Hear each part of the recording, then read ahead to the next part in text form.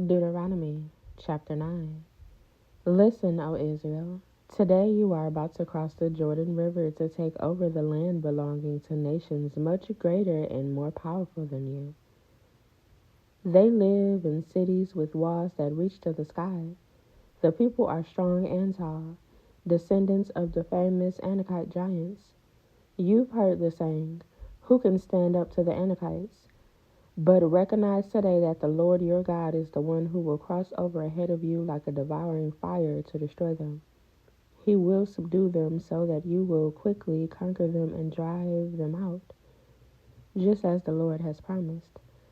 After the Lord your God has done this for you, don't say in your hearts, the Lord has given us this land because we are such good people. No.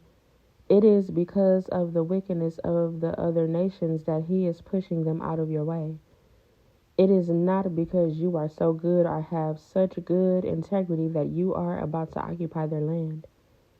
The Lord your God will drive these nations out ahead of you only because of their wickedness, and to fulfill the oath he swore to your ancestors, Abraham, Isaac, and Jacob.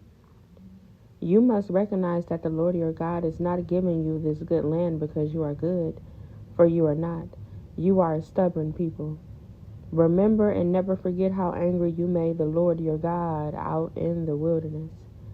From the day you left Egypt until now, you have been constantly rebelling against him.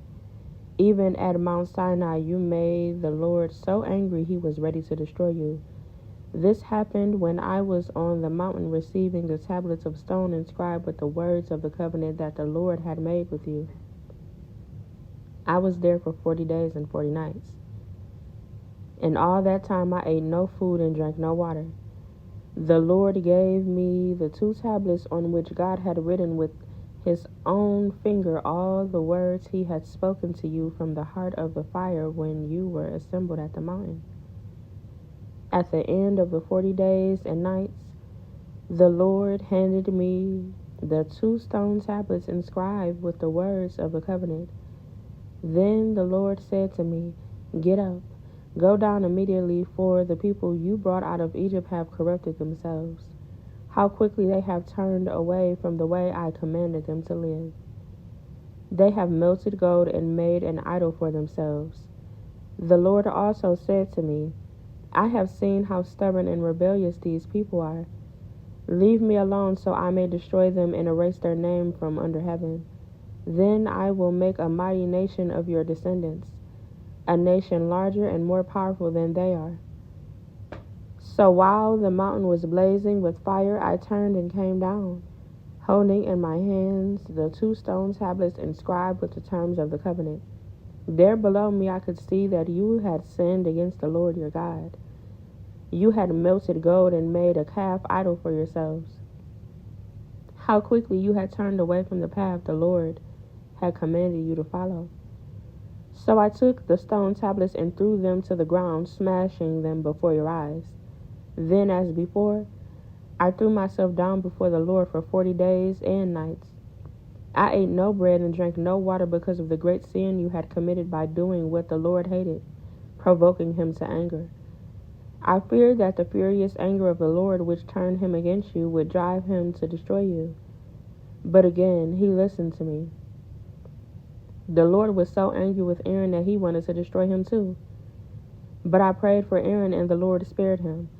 I took your sin, the calf you had made, and I melted it down in the fire and ground it into fine dust. Then I threw the dust into the stream that flows down the mountain.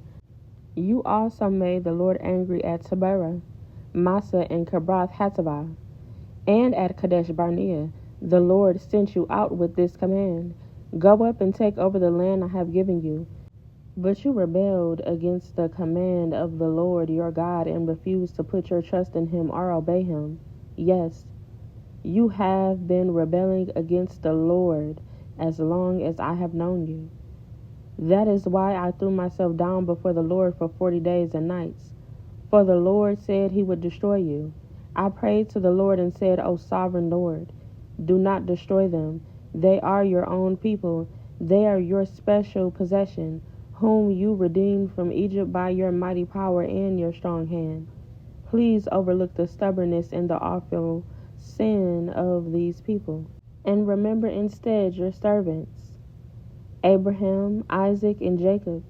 If you destroy these people, the Egyptians will say, the Israelites died because the Lord wasn't able to bring them to the land he had promised to give them.